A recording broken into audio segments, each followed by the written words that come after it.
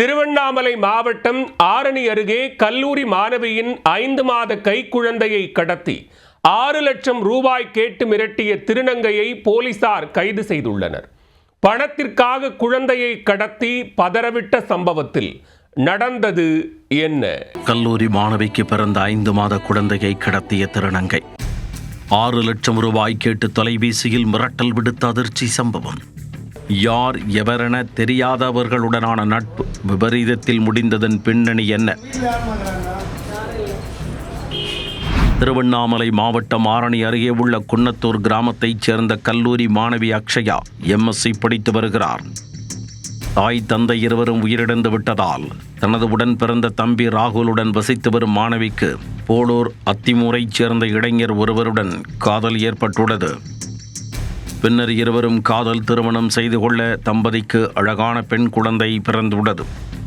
இதற்கிடையேதான் அக்ஷயாவிற்கு மது என்கின்ற திருநங்கையுடன் நட்பு ஏற்பட்டுள்ளது. குழந்தைக்கு பெயர் வைப்பதில் தொடங்கி வீட்டில் நடக்கும் நல்லது கெட்டது என அனைத்திலும் மது கலந்து கொண்டுள்ளார். ஒரு கட்டத்தில் குழந்தையை தான் வளர்த்துக் கொள்வதாக திருநங்கை கேட்க அக்ஷயா அதற்கு மறுப்பு தெரிவித்துள்ளார். சிறிது நாட்கள் கழித்து ஒரு நாள் அக்ஷயா வீட்டிற்கு சென்ற திருநங்கை மது குழந்தையை தனது பெற்றோரிடம் அழைத்துச் சென்று காண்பித்து வருவதாக கூறி எடுத்துச் சென்றுள்ளார். ஆனால் நீண்ட நேரமாகியும் அவர் திரும்ப வரவில்லை. உடனே போனில் தொடர்பு கொண்டு கேட்டபோது பேரதிர்ச்சி. குழந்தை வேண்டுமென்றால் 6 லட்சம் ரூபாயை கொடுத்துவிட்டு வாங்கிக்கொள் என அக்ஷயாவை மது மிரட்டியதாக கூறப்படுகிறது. அப்போதுதான் பணத்திற்காக தனது குழந்தையை சுற்றி வந்ததை உணர்ந்த அக்ஷயா திருநங்கை மது மீது ஆரணி தாலுகா போலீசில் புகார் அளித்தார்.